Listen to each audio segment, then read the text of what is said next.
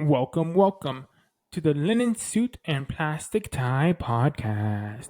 This is the podcast where we dissect and analyze the epic, the amazing, the cool, the awesome, the even awesomer power of storytelling and learn how to harness this amazing power in our everyday lives. I'm Gorv. And I'm Kevin. Kev. Season 5, Episode 2.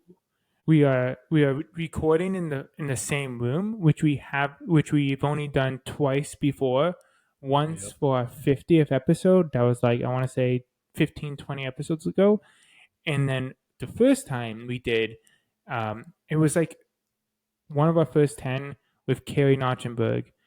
Oh yeah, You forgot? Yeah, that was back in when I was staying in my sister's apartment during the pandemic. we might have actually done it 3 times because I think there was one either anniversary special or end of season special where we were both in your studio. If you remember, we went through the entire list of our storytellers at the time. Yes, right? you are correct. I So love how you said your studio. Like people are gonna be like, he has a studio. He means my studio it's apartment our in Santa studio Monica. apartment. Yeah, he doesn't mean my podcast studio. We're not there yet. We're also recording this because we are working on setting up our YouTube channel. We are. Look up Linen Suit and Plastic on YouTube. You can currently find all of our past episodes in audio form. And starting this season, we're going to start uploading some exclusive video content. So if you want to see our faces, check us out on YouTube. It's just another way to listen. I mean, I guess watch. But yeah, so yes, you're right. I think one of the anniversaries we filmed together, but we filmed very few episodes together in the same space. And I think back to our Notchenberg episode, great content, great guests, and the audio quality was Horrendous. quite garbage. And like I feel like in a few years we'll look at this and like that's terrible. We've come a long way, but we still have a long way to go. And this is actually one thing I really enjoy about this guest is that this guest is not afraid to try new things and not afraid to push the envelope, not afraid to kind of even parody what you've seen in the past through marketing. And it's with a product that we've talked about before on the show. It is a product that I've been enamored with because they are just selling water. That's all they're doing. Yeah. But they've taken on this huge brand and they've become this exciting product. Kevin, what am I talking about? Who are we talking to today? Well, today we are talking to Andy Pearson, VP of Creative at this. I don't even know how to describe this brand, but he's VP of Creative at Liquid Death, which, like you said, Rob, is a water brand. And you have been talking about this brand for years now. We've started talking about this brand as early as season 2 or something like that. It's definitely been a couple of years. You're obsessed with it. I know that. At this point, we both consumed Liquid Death on various occasions in different flavors, but it's for the most part just water. Liquid Death is a water company. They sell different types of drinks, different types of water in a fun tall boy can. You see beer come in. So you'll see a lot of parties where someone, instead of like just drinking a beer, would have a can of water, Liquid Death. It's cool. It's something to hold. It has that tactile feeling of a beer can, but without actually having to drink. Also, you see it a lot in the skater culture with kids, getting to have that cool can that says something about them, but it's just water, right? They tell these really incredible stories. They had a Super Bowl commercial that was like drinking on the job. They're really interesting and cool company. And today we're talking to the VP of Creative. So without further ado, let's just get right into our conversation with Andy. Linen suit and plastic tie. Now here's Gorov and Kevin. When that concludes, we are officially rolling. So let me actually open up my let me do it too. So Grim Leafer. There you go. Nice. I love that sound. It's crisp sound. Yes. Mm-hmm. All right. Cheers. And Yeah, it's so exciting to be recording another episode of LSBT Pod, another great story to learn from. And today we have none other than Andy Pearson, who has a great story. I know Gaurav is super excited to get into this one as well. But Andy, to kind of start us off, you can tell us a little bit about yourself. What is your story? Sure. I am the VP of Creative at Liquid Death. I've been here going on like 3.5 years. And before that, I spent about 13 years as a copywriter and creative director at a bunch of different ad agencies as freelance. I mean, how far back do you want me to go? I can keep going all the way back to childhood, but I think that's enough for you guys for us to get going. Like Kevin said, I've been really, really excited about this one because I've actually wanted someone from Liquid Death for a while because the marketing behind Liquid Death is so interesting. The idea of it. I'm curious about a little bit how it started. Like, how did you get involved with Liquid Death? What is the idea behind the brand? Sure. Yeah. I mean, I'll start with the last question first. Is Liquid Death at its core, it was a reaction against marketing, I think. And our founder, Mike Cesario, was a advertising creative and designer himself. He was a couple things. He was kind of frustrated with having clients that weren't buying work that he knew was great. So that was one part of it. And then two, he made this really interesting observation that as a creative or marketer, the brands you want to work on, the most fun brands out there are the ones that are also, the worst for us. It's like when you talk about like funny advertising, it's always like beer commercials on the Super Bowl or something like that, right? Or like candy commercials are really fantastical and crazy, or energy drinks, sponsor base jumping and MMA and all this crazy stuff that feels really aggressive and fun. And there's this real dearth of good advertising behind products that are actually healthy and thoughtful. And so the idea behind Liquid Death was, in some ways, it's super simple. It's like, what if we made healthy things, water, low calorie flavored sparkling soda and iced tea, what if we made those healthy things actually feel super unhealthy? And that's sort of like the simple flip on the head. And we don't really talk that much about like the health benefits, not health benefits, but about the healthy side of things. We just act very unhealthy while in service of a product that's much healthier than a lot of other stuff on the market. So that was the real basic idea. And then also tied in with that was making it look like a beer. So putting it in these aluminum tall boy cans. And as we were looking into that process, it was like, well, why don't water brands put water into cans, right? And that was also kind of a marketing thing where water for years has been marketed on the basis of purity, and to have something that's pure, you have to see it. In order to see it, it has to be in a clear bottle. And so for literally decades, we've been marketing water in plastic bottles because of a strategy that no one had ever kind of bothered to question, which is really funny because we see a lot of resistance, especially when we launched, to people saying no one's ever going to drink water out of a can. And it's so, because we've been so ingrained to have to see water in condition because of the marketing, not because of any real need, right?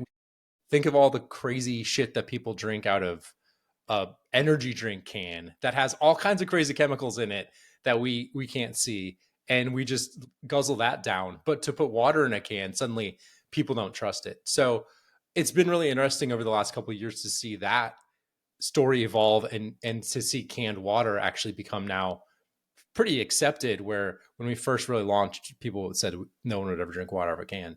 That's kind of the Liquid Death story. And then I got involved because Mike, as he was building the company, like I said, we'd kind of worked together, or I'd kind of worked for him on a freelance basis for a couple of years. And I saw him launching the brand. I was like, holy shit, he's really going for it. He's doing this thing. And so I've been kind of watching and admiring, from afar.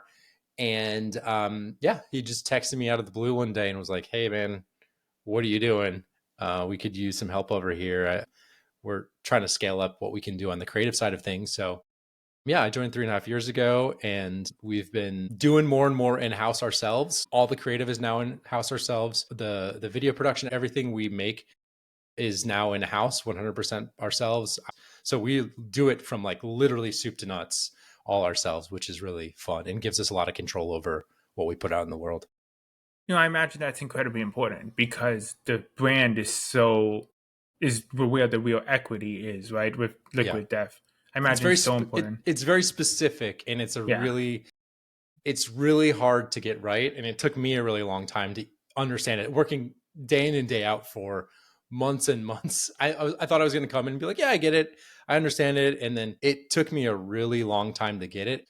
I think on the surface, people see, we tend to be pegged as like, oh, it's heavy metal water and we're just doing crazy stuff with no regard for any sort of taste or morals. And it's totally untrue. There's all kinds of things, a lot of thought and nuance that we put into every single thing that we do. Things like comedy and other things should feel effortless, right? When something is done really well, it feels very unnoticeable. And I think that's what people don't kind of realize going in, is all the thought that goes behind something. That's why we do it mostly ourselves, because we've kind of lived in it and understand it and know where all the pitfalls and guardrails lie. You mentioned it took you a little bit of time to like really understand the brand to a point where you can lead it and shepherd it and grow it. Yep. What were some of the unlocks? Like, what were some of the key lessons that you learned during that process? The first was me just trying to understand the brand in the first place. I tried to make like a brand book based on every lesson. When I would talk with Mike or when we would do something, I would be like, okay, that's a little rule. That's a little thing for me to understand. And I was kind of collecting this brand book for myself that I was just building and to try to understand it. And every time I would write something in it, I'd be like, I hate that. And I had like 30 pages of all these little ideas, and I looked at it together and I was like, God, this sucks. And after trying that for like a half year of building this brand book, I just gave up, because I kind of realized that the brand was way more organic and had to flow and change and had all these really conflicting rules about it that you can't capture on like a simple page in a couple sentences. So that was just like giving up control of the idea of a brand. Rather than a brand, Liquid Death acts almost more like a character. And if we can get inside the head of the character, then it starts to be really interesting, because Liquid Death is this thing that is like bumping up against other stuff in the world. And it's kind of ingesting pieces of pop culture and spitting it out in this real weird way with our own bizarre, again, thoughtful, but really satirical and dumb perspective. And so if you can kind of get in the brain space of that character, as we've started to do, it becomes really easy for us to make the work, because we kind of just ask ourselves, like, what would Liquid Death do in this situation, or do if we partnered with this celebrity or this brand we're going to work with? There's usually kind of there's always like a right answer. We're not just looking for a bunch of different things to look for them. We're kind of looking for the right answer. So that was a big unlock. And then even before that, one thing early on actually that I thought was really funny was, do you guys know Meow Wolf? I do. Yeah, I went to the Omega Mart in Vegas. Yeah. So a couple years ago. In Omega Mart, it's a grocery store of all fake products. Not a single one of them are real, except for Liquid Death. And and it's been that way since the beginning, and it's still there. And you can look it up. There's pictures of it that I have and stuff. They just have cans of Liquid Death. And I was like, God, how do I interpret that? Like, what does that even mean that in this grocery store of all fake stuff, Liquid Death exists? And what I pulled out of that is, Omega Mart is almost this like interdimensional grocery store, right? From another dimension. And I was like, oh, right. That's kind of what is fun about Liquid Death, is it feels like how you would market water in a slightly different fucked up dimension. And they do it really real and normal there. Like the grocery store is very normal, except for all the weird stuff on the shelves, right? And so it's almost like, for us, the stuff we make, most of it feels really normal, and it feels like an ad for something, but it's like filtered through this other weird perspective and point of view. And so I think that's the fun of Liquid Death. I always say it feels like some other weird timeline has kind of broken through and is like pushed its way into ours for a moment, and that's what's kind of fun to see it. So that was kind of another like weird unlock for me on this idea of like playing stuff very straight, but coming from a totally different perspective, and then you just play it straight. So it's been kind of a fun process of like unlocking all these little things and to understand what we're doing as we're doing it. Yeah, I mean, for reference, from Omega Mart, I have these two cans over here. One is a dehydrated water, and then the other is antimatter in a can. So I Right. love that Liquid Death just ended up on the shelves as just like It's a wild. product. Yeah, It's an interdimensional product then. exactly. I told that whole theory to our founder once, and he was like, "No, that's not right." I was like, "Okay, fine." It helped, but it helped me. Yeah. Yeah, I think for one thing, I've been really curious about this perspective that's unique to Liquid Death that you speak, because I've watched a whole bunch of Liquid Death marketing videos, if you will, and was super intrigued by, for example, in one of the videos, it was a blind taste test between a Liquid Death drink and some of the most expensive beverages on earth. And by expensive, I mean they're made from expensive edible ingredients that when turned into a drink would probably taste utterly disgusting. So there's a whole sequence of blind tasting videos like these, but what were the messages that you thought about conveying there, and why did you pick to tell that marketing story in such a way? That's a really good example, because that was pretty early on when as I was joining, and when we first started, we just had the still water, then we expanded into sparkling mountain water, and then this was going to be the first time we were going to talk about flavors, right? We were launching and we talked about this a little bit internally. We were like, we have to prove that it tastes good, and a lot of brands talk about flavor, right? But then we were also like, flavor's completely arbitrary, and everyone's like, tastes great. What the fuck does that mean, really? Right? So it's all Exactly. it's all BS anyway. So we're like, okay, how do we prove it tastes great, but also kind of pull back the curtain on all this marketing BS in the first place? Originally, we were going to brief an ad agency on it, because we're like, okay, this is a big launch for us. We should bring in some help. As we were trying to kind of write this brief and the strategy, we just started talking about taste tests, and we're like, oh, well, brands prove it by doing a taste test. Like, what would be a Liquid Death version of a taste test? How would we make a taste test that made fun of taste tests, but also proved our point that these taste really good? And it literally was not more than that. We were just like, what if we just put this stuff up against super expensive stuff that also is gross? And then we kind of all looked at each other after like 20 minutes, and we're like, that feels like the idea. Let's just do that. And so instead of going off and like paying people a bunch of money to come up with ideas for us, spending a bunch of time and money, we were just like, let's just do this like super dumb blind taste test that we win. So it does a lot of things. It proves the point of that this stuff tastes great, but it also is taking the piss out of marketing in general, which is also part of our DNA. Like I said, kind of going back to the founding. It's the anti-establishment against the drink industry, but also advertising itself, right? It's the story of, this is the rebel brand, That's what I get as I explore this stuff, especially with taste tests, which I think is a really interesting topic because it has such a storied history in the drink industry, right? Coke versus Pepsi taste test was iconic, right? It's a really interesting way of kind of tapping into that brand and building that story. Yeah, and it's funny you say rebel, because I hear that a lot. People are like rebel or edgy or disruptive, or all these kind of words, and I don't know. I don't think we see ourselves that way at all. I think we're just like very clear-eyed and honest. I think that's actually the thing for us, because like I said, I come from an advertising background. Our founder does too. We're kind of like, we've seen it. We've lived it. We're like, it's all bullshit. Mhm.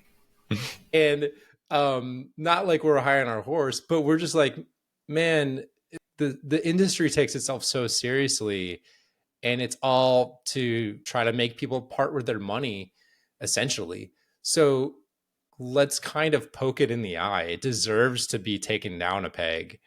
And so I don't think like we're rebels. We're just like, Liquid Death is sort of pulling back the curtain and just calling out kind of bullshit wherever we see it. And a lot of times that's in marketing, but also we do that with big sugary soda drinks, or we've done it in the past with a weird law where in the state of Georgia, which I'm originally from, where you couldn't pass out water in voting lines. And so I think like anything that we think is stupid will and is in pop culture, we'll kind of go after it and have a laugh at it. Plastic pollution, another great place for us to talk about it. You know, environmental issues have always been done in a very like, you should feel bad about yourself. Everything is terrible. You know, you need to be doing more. And so when we get to talk about our death to plastic mission, one, we're doing it from a place of like, let's change the demand for plastic. Let's actually like, rather than putting it on people, let's figure out a better solution for it. And then also let's have a little gallows humor about it. We've done stuff where we've made stuffed animal sea creatures that have like straws stuck in their nose and are bleeding everywhere. And we sold them as cutie palooties. We've done all kinds of like pretty dark humor stuff around plastic pollution, but humor is based in truth, and people overlook humor as a really powerful mechanism to connect with people, right? Because when we laugh at something, if one of us said something, we both have to believe it's true to laugh at it, right? And so we use humor in a way to really connect with people that hasn't been really traditionally done before. So I think that's a big part of what we're trying to pull off here. Yeah, no, I love so much of what you said. I like this idea that like the water and the drink and the item is kind of that tool and avenue to poke fun at things that you kind of just call bullshit on. That you're like, well, this just doesn't make sense. So let's see what Liquid Death can do with that, right? And I love that creative push you guys have on that. Also, something you said earlier about, I don't know if I've ever like inherently thought about it as a health company. And I think the more I look into it, oh, that actually makes sense. You know, I think the line seems very healthy. It's water, what have you.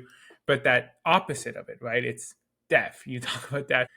It's not that green, you know, health brand that we're hit over the head with constantly. It's Right. kind of the opposite. It's the fun one.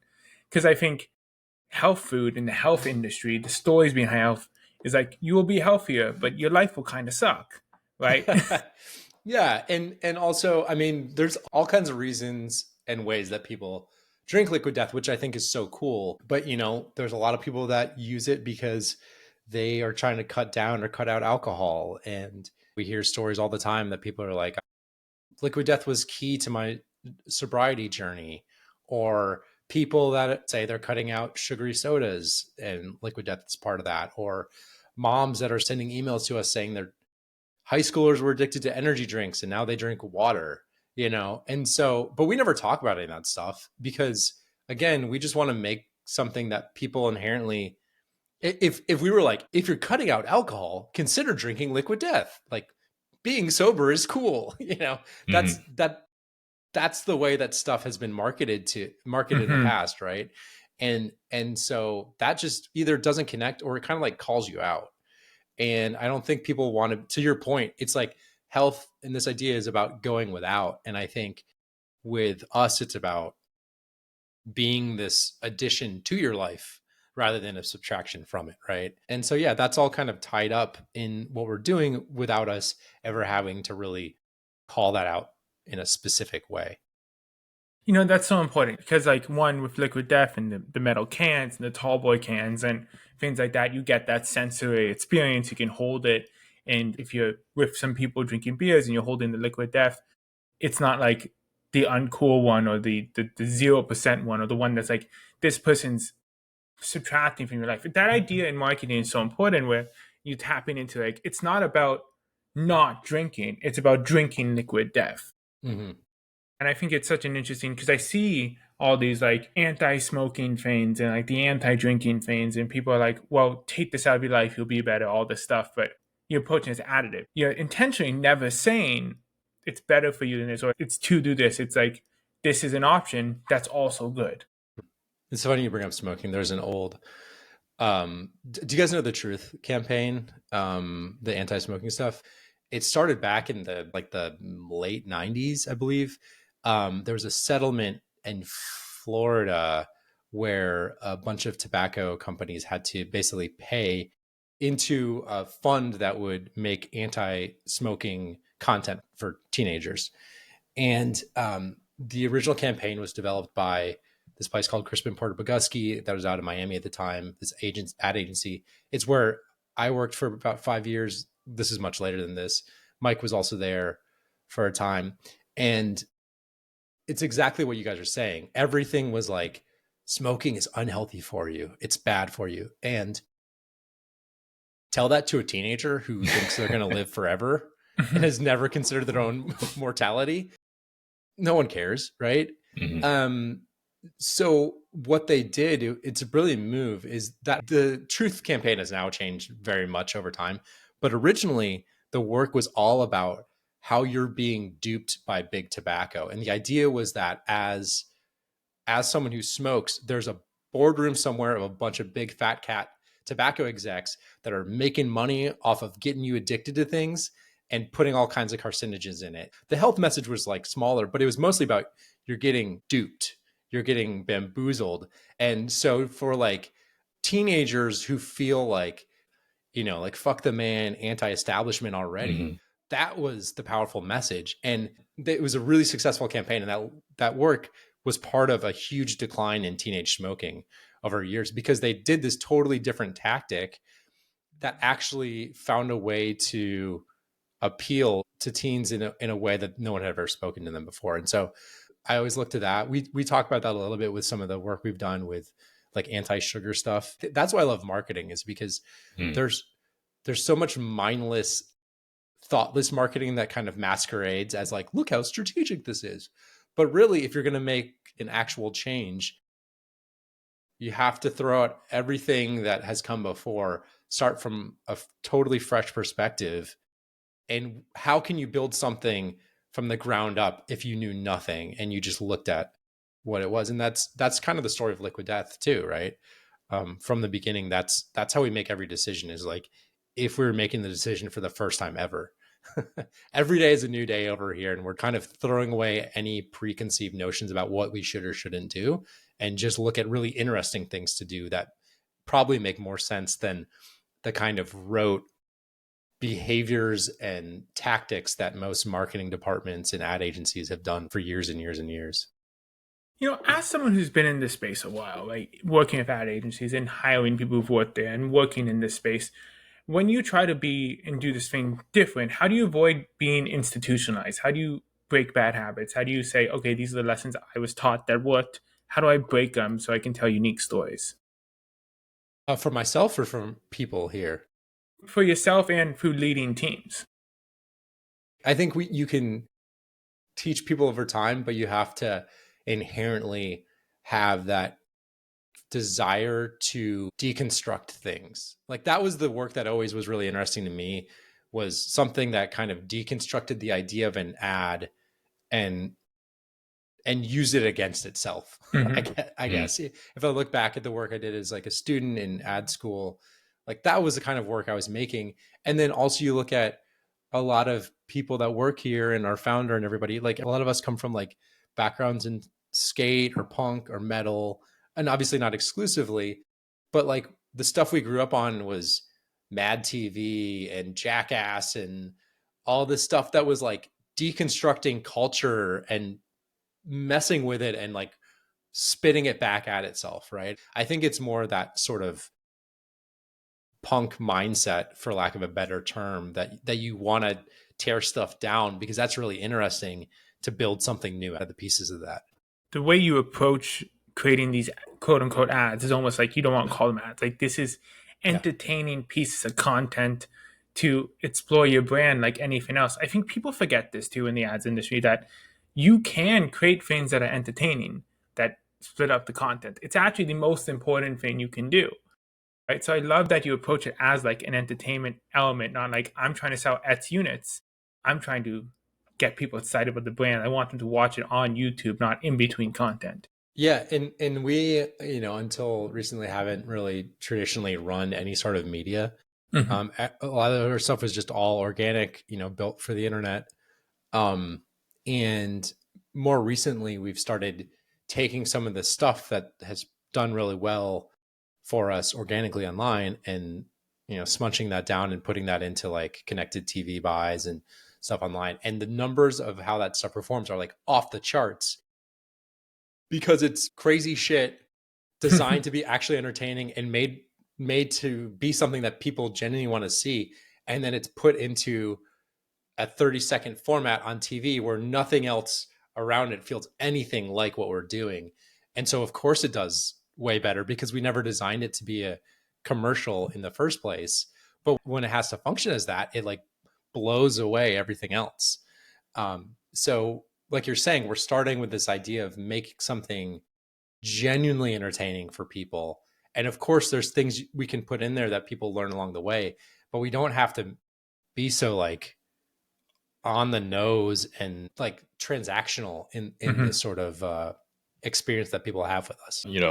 You talked a bit about the partnerships that you do.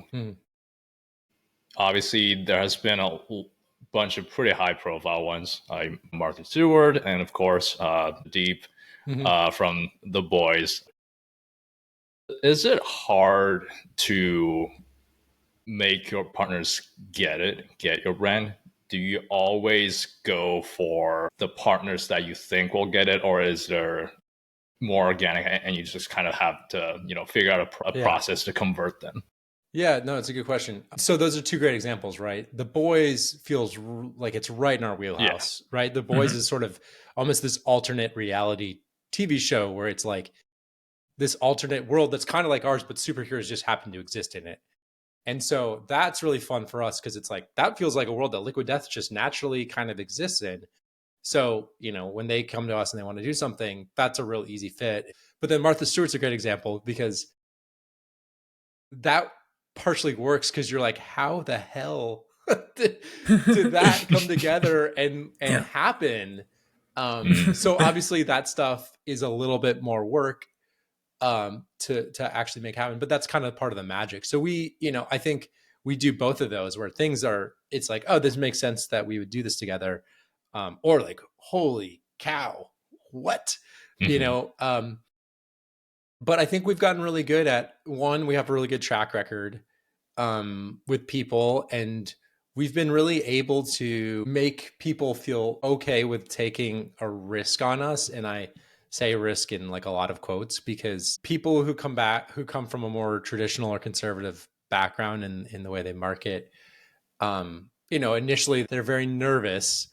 But the truth is we've honestly really never gotten any like negative blowback on anything we've done. And even if we ever did, like that kind of conversation is good, but we really don't. Like Martha's a great example. That was kind of earlier on, and we were coming off, we had done a Super Bowl spot like a half year prior, and we'd seen that was one where like the internet was divided on Twitter. It's like people were like, how could they do this? And people loved it. And so with the Martha Candle one, we were kind of bracing for like, we felt good, but we're like, if there is blowback, we got to make sure it's okay. And there was like nothing negative. Everyone was so pumped about it. It was covered in Bon Appetit and Food and Wine. And my mom is passing me links to it because she's seeing that we're doing something with Martha Stewart. And it was just universally loved, almost to the point where we were like, damn, I wish more people didn't like this. Like and so because people have come to kind of expect it from us, right? And we've like made a kind of safe space for comedy in the marketing world for like, that's kind of rare because a lot of marketers are very nervous about comedy because comedy inherently, you're taking a risk by saying something that is unexpected. It's a risk in one sense, but it's so important to connecting with people. So with partners, we're able to for ones that are nervous, we're able to kind of gently hold their hands and walk through it, and we make it safe for them because it has been safe for us as well. I think this idea of comedy in advertising and in just telling stories is so important. And I look at some of the other brands that I think are doing this interesting well as well, like Duolingo or Dr. Squatch. Are there other brands you see playing similar playbooks, leaning into this comedy, leaning into this honesty, trying to find that line that inspire you? No. Nice. That's fair.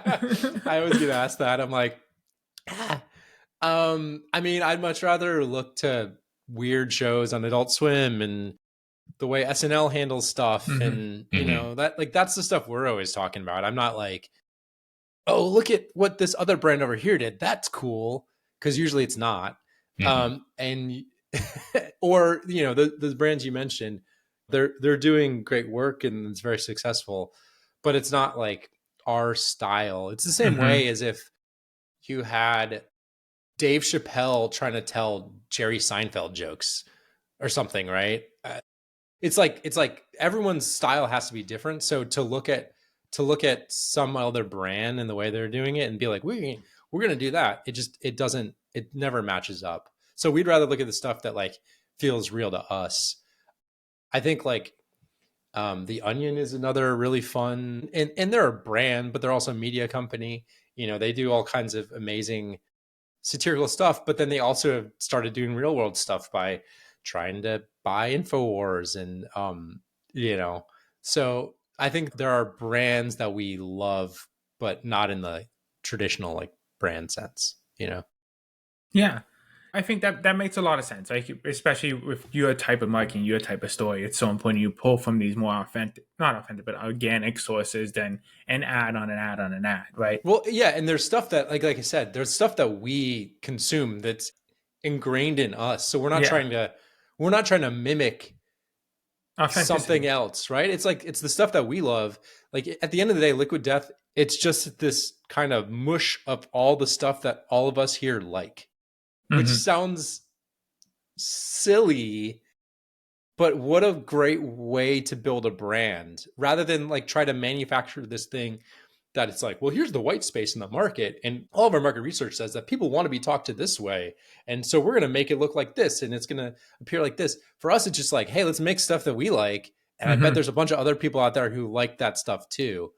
So then it just kind of, like I said, it just kind of comes out of us organically and it feels, people always talk about it like feeling authentic, which is hilarious because it's satire and parody, which is like the least authentic thing you could possibly have. It's the most disingenuous, but because it's naturally coming from us, I think it feels really personal and real, which is weird and cool.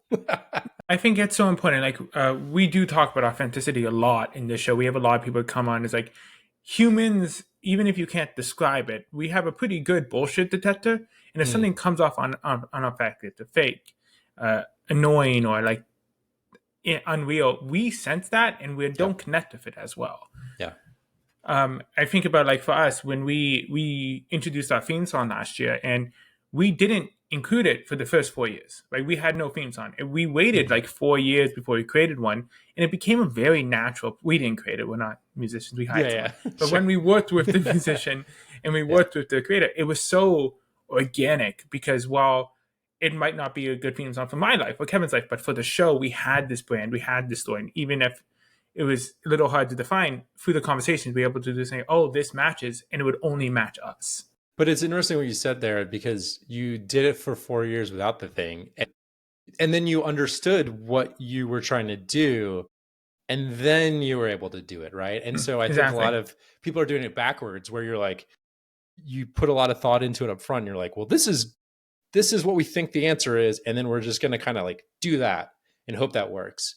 And we've done the exact same thing that you're talking about, which is like, let's put stuff out there and let's build this thing. And it doesn't have to all be complete and finished and perfect when we put it out in the world. And we're going to learn by making it, and the process of making a bunch of stuff and then also putting out and seeing reaction to it, that teaches us and gives us feedback to then like keep building and keep building and keep building.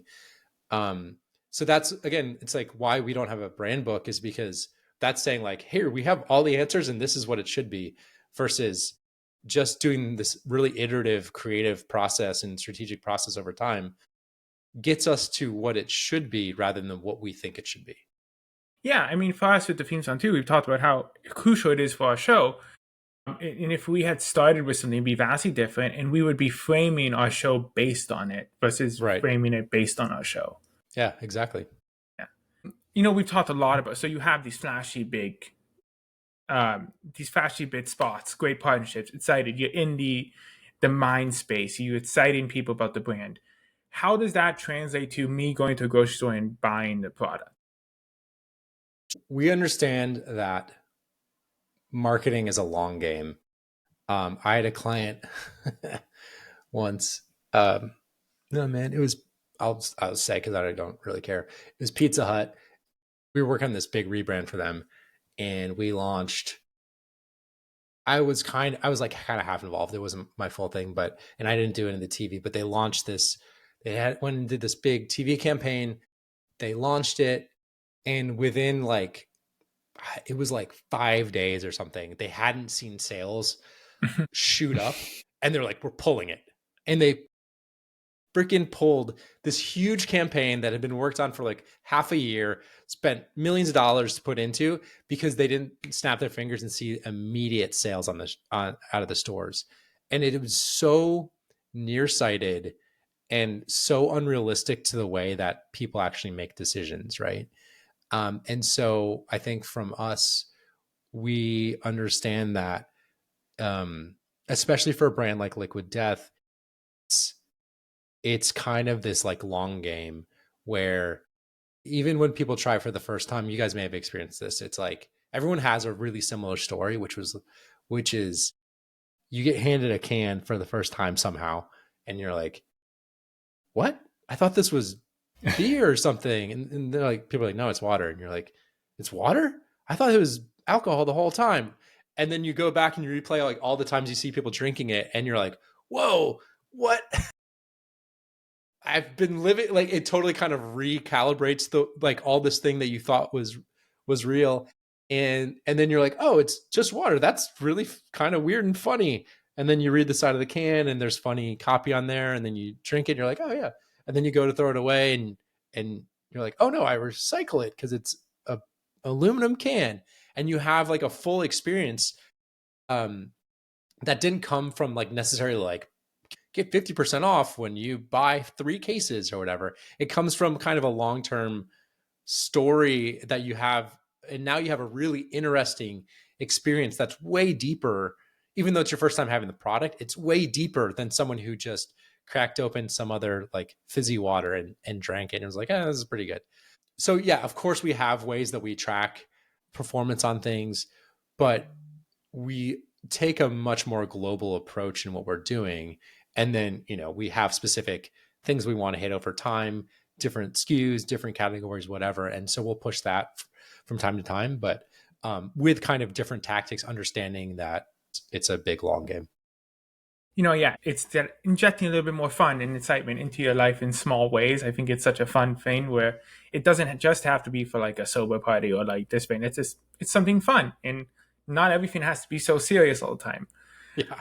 But on that, as someone who lives and breathes this brand, do you just think about death a lot now? Has it become just something from a spiritual level? Is it something that do you think about death a lot more now because this is the brand that you are giving your work career to?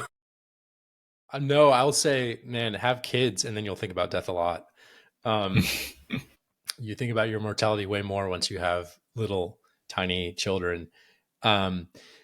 And that's one of the misconceptions. Like I said, when people start working on this, it's oh, we're trying to do scary death things. And it's no, the death part is just a funny way in. And so we always look at the death angle is more like an 80s horror movie style of death. Horror movies and comedy are very close together. They share so much DNA, and that's where the brand kind of falls, is right in the middle of that. And so we don't ever really go to places where we're talking about actually bodily harm to people, actual death. It's not funny to think about, but hacking up your thirst with a chainsaw, with a rusty chainsaw, is like a funny kind of thing that isn't quite real enough to be depressing. So it's definitely dark humor, but there's the right touch that we're using when we're doing it.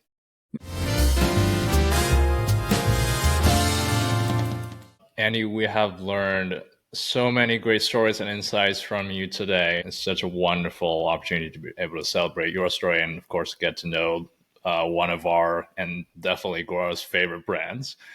Mine too. It's cool. I get to work on this every day. It's like we're all as much fans of it as anyone, and I feel really lucky to be able to say that. Yeah, absolutely. And, to be mindful of our precious time for this closing segment, we call it Suspenders. It's where we ask you a fun, random question that really could be about anything, and you can give us any answer you feel like. And question of the day is, what is your favorite t-shirt and why?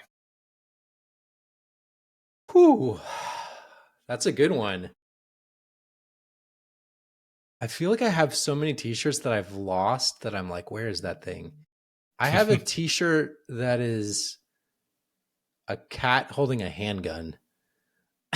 That is like such a weird, it's by this weird t-shirt company called Wouch. It's like people making shirts out of their place in Brooklyn.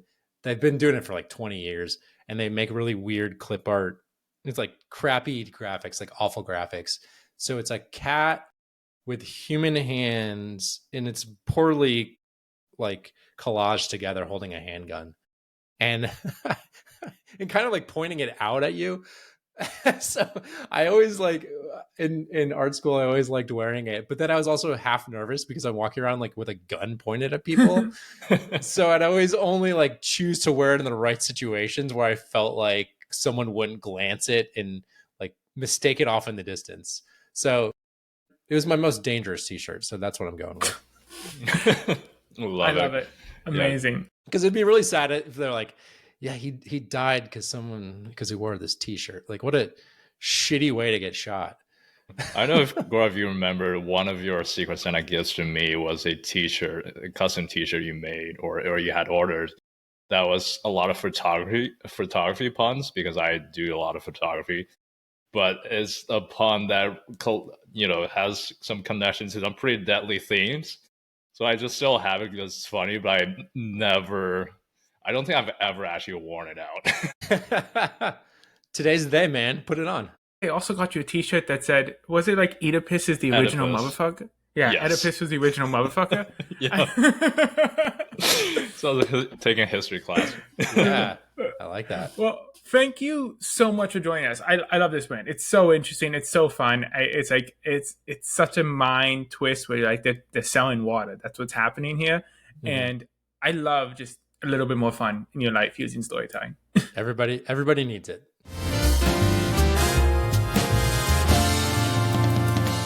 Welcome to Top Hat. This is the part of the episode where we dissect and analyze and discuss some of the epic storytelling learnings we got from this week's expert storyteller. And this week, we had someone really cool. We finally got to talk to someone from one of my favorite storytelling brands, Liquid Death. I'm obsessed with this brand because they apply so much interesting story and inspiration and branding to water. Right? Everything from the way the can is designed to the way their website is designed, the way they say murder you first, the way they do ads in unexpected ways. I love talking to him. Something I really enjoyed was he talked about how they brought all marketing in-house, right? How they kind of built their own marketing agency from the ground up because no one's going to understand their brand the way they do because they're incredibly intentional about every little thing that they do. Even though they have ads backgrounds, they created this culture of innovation and branding that only works for them. It is supposed to be something that's more dynamic.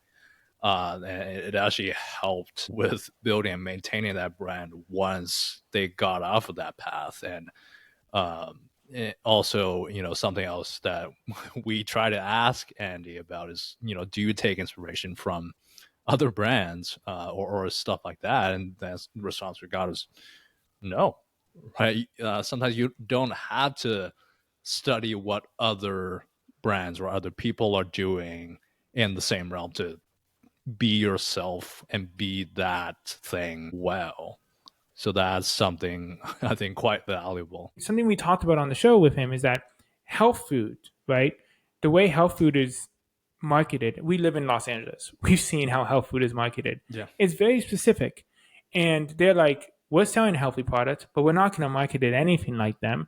Let them keep defining health foods brand and let us be Liquid Death. Yeah, and Zag where that they in zig. effect made the customers take healthier choices, right? And that was one of the most unexpected angle to Liquid Death for me is you have people drinking Liquid Death in replacement of alcohol to be healthier, and it doesn't make them feel out of place when they're drinking out of the Liquid Death can with a bunch of people who are grabbing beers and stuff. And also for teenagers, instead of all those energy drinks that have a lot of sugar and caffeine and all those substances that isn't great for their bodies, they're just drinking water, but because it's Liquid Death, because it looks cool, they're okay with doing that. And so they're able to be healthy and be cool at the same time. And it's pretty remarkable that they're able to sell this coolness or create this coolness experience, right? That still allows people to be in that crowd, but doesn't feel like they're being excluded. And one thing they're very also intentional about is, like you were talking about, the cans, the tall boy cans, because a part of their story is not just what they put on the bottle. It's not just the ads they run. It's how do you experience Liquid Death? How does it look like when you're experiencing Liquid Death? And having a can in your hand can be a social lubricant in its own way. But another thing that they're really intentional about is that just bringing joy and fun into their brand. And they don't even call them ads, right? Yeah. It's so when you're watching their videos, their content, you're not like thinking, oh, where's the promo code? Or, oh, I gotta go buy the new Toyota RAV4. It's, we just want to entertain you. And by doing so, maybe you'll remember Liquid Death. Maybe that brand will become more cool to you. How do we entertain first? Yeah, it's like bringing levity to a conversation, right? Is something we talked about with Allison Wood Brooks from our previous episode.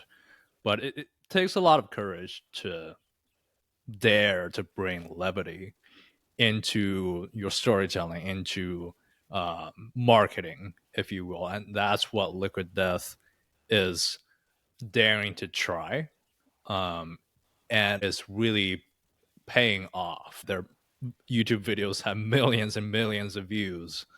So allowing yourself to approach marketing with joy or to approach sharing your story with joy. How can you be more intentional with the stories you're telling? And how can you bring a little bit more joy? It's going to elevate you as a storyteller. It's going to make you more memorable. And overall, it's going to help you tell better stories, which is why we're here. And this has been another great episode of the Linen Suit and Plastic Tie podcast. If you enjoy our stories and insights from our actual storytellers, make sure to subscribe and follow us wherever you listen. Leave us a comment and a review to let us know what you're thinking. Follow us on Instagram and TikTok at LSPTpod, LinkedIn, Linen Suit and Plastic Tie. You took a second today to listen to a really cool storyteller and suck up some of his insights. Just by doing that, you become a better storyteller. And we believe storytelling is the essential skill of being human, so you're a better human. We appreciate you. We love that you took the time to listen. Thank you so much. And just try to live with a little bit more joy. And you'll see us or hear from us next time. Linen suit, plastic tie. Linen suit, plastic tie.